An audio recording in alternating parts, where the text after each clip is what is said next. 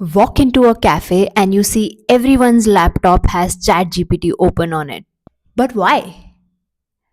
Because it's like electricity. Everyone has access to it now.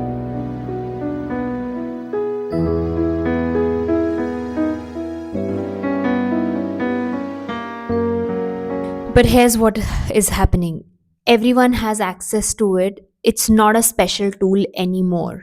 Asking ChatGPT to write your email or rephrase it, it's not a skill anymore. It's like commodity. But as we enter 2026, the question should not be can you use AI? I think that's obvious. The question should be can you outthink it?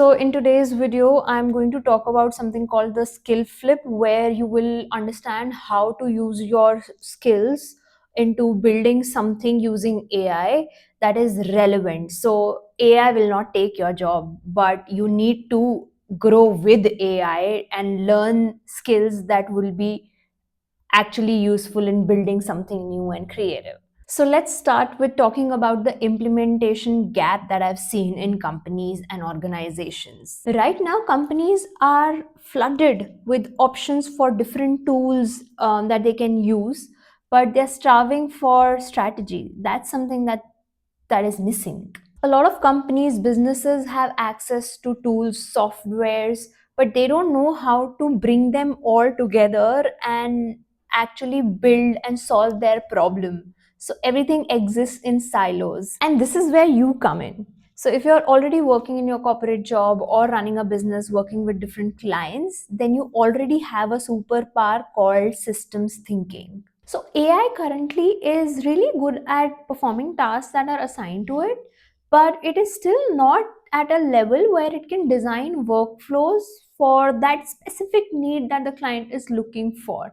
And this is where you come in. So this is where we need an architect, somebody who can have a correct judgment of what can work, what is the optimum solution for the business. So think of AI as an infrastructure. It provides you with all the knowledge and information that you require, but you still need an architect to think about it, to think about all the aspects of the requirement and design an optimal solution that would work for that specific business. Otherwise, everything will fall apart if you just rely on the knowledge and the information that you gather from AI. Stop being that person who would copy paste AI prompts from different generic places, but actually think about the issues and how you can use AI to really resolve those. I think that's the hat that you will have to wear to really work with AI. So, this is actually skill flip, where you take your skill of, researching, gathering information, but actually turning it into actionable, something that can be useful for a business to run.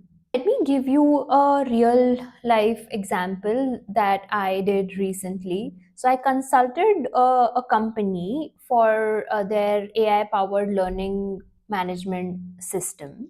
And the ask was simple. They needed a learning management system that would increase their learning engagement and make the user experience really good.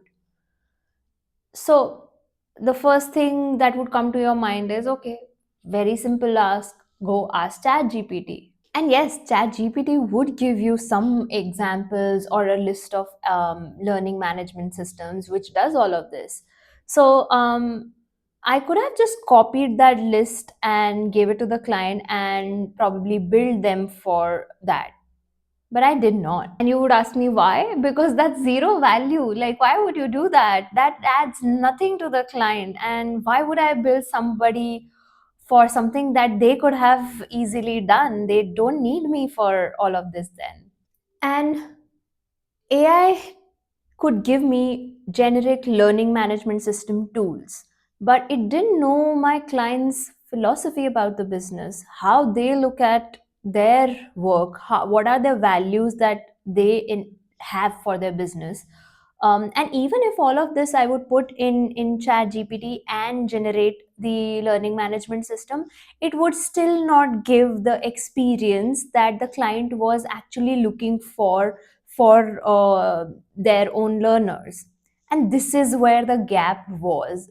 You can try that doing yourself and you'll understand what I'm talking about. So this is how I use the skill flip approach I was talking about, where I used AI as my assistant, my infrastructure basically. So first step was I used Perplexity to search the market. What was the new platform that are in the market? What are the new features? What are the trends of how people are learning nowadays?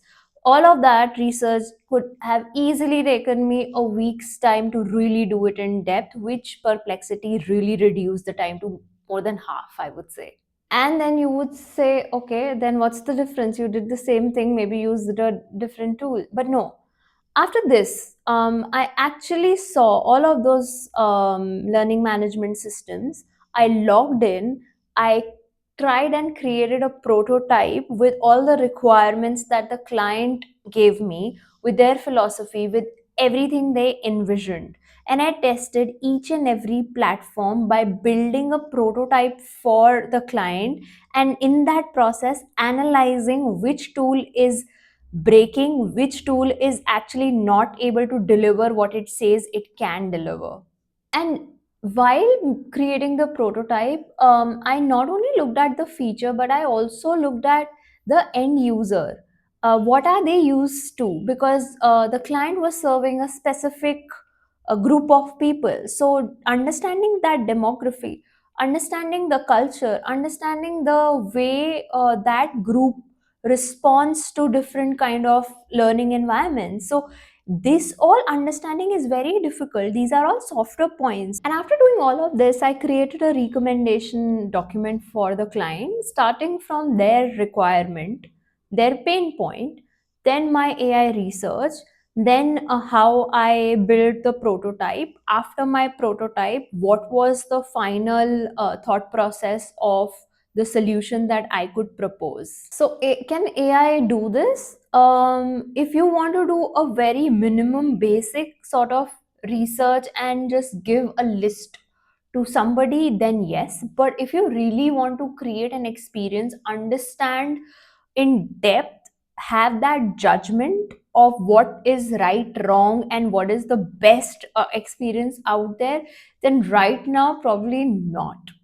This is where like a human is needed to make that judgment, to provide AI or use AI to its own advantage. And this is the future proofing. AI provided the bricks, but you, the mason, build the wall. So that's how it's going to work, at least in the near future. Now, if you are at a point where you're thinking, okay, I am scared of probably losing my job to AI. Now, this is the time where you start flipping that switch in your head first and think about how you can leverage AI. So, for 2026, the first thing to keep in mind is use AI as the infrastructure. Don't be proud that you can prompt. That's the baseline now. Second, build your judgment. Start noticing where AI is wrong. Start understanding the business needs deeply, and do not get swayed away by so many different tools in the market and the features they offer. And don't use plug and play method of whatever feature you like and you plug and play or recommend it to the businesses or the projects that you are working in. Just understand, does it really solve the purpose? Does it really give you the solution that you're looking for? And last would be become the architect. Stop copy pasting prompts or workflows from different places. Good for you to learn, but also start wearing the hat to learn how to design a workflow or a system or a prompt that can solve a specific problem. So look at everything from a point of view of what is the problem, and can you break down the process and reach a place where you can actually provide that as a solution to that specific problem.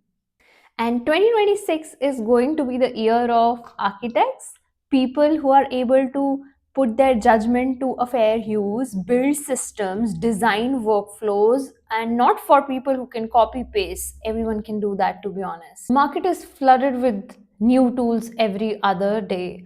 In fact, there are going to be more tools next year. So don't get swayed away by the noise. In fact, be somebody who can filter through this noise and actually think about the problem and the solution. As simple as that. And lastly, don't let technology scare you. You have the critical thinking, you have the empathy needed, you have the strategic vision. You just need all of these skills to work together in a way that it can help you move with AI.